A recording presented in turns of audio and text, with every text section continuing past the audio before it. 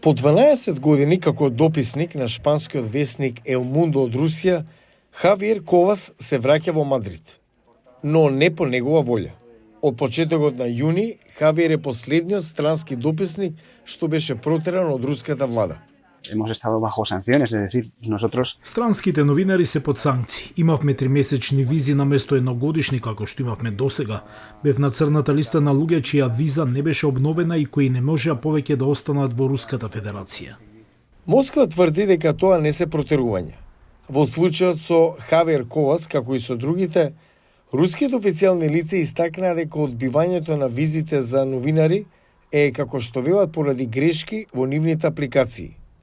Но Русија е во војна и нема место за слободно новинарство, туку само за пропаганда и она што Кремљ ја нарекува своја специјална воена операција во Украина. Емануел Гриншпан од парискиот Лемонт вели дека бил протеран 2019 поради неговите критички написи за Кремљ на Путин во пресред на инвазијата. Од тогаш ја следи комплицираната состојба на колегите внатре во државата. Според мене сега е невозможно за слободно известување за руски новинар. Те апсат и завршуваш во затвор. За многу странски новинари, притисокот е поголем поради рускиот закон за странски агенти. Аналитичарите велат дека Кремљ го користи законот за да ги таргетира критичарите, а некои се изложени на ризик од затвор.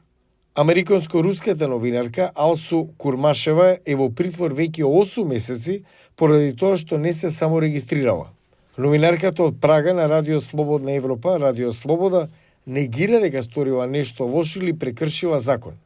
Курмашева е една од двете американски новинари кои Русија ги држи во притвор. Еван Гершкович, известувач на Wall Street Journal, беше уапсен во март 2023.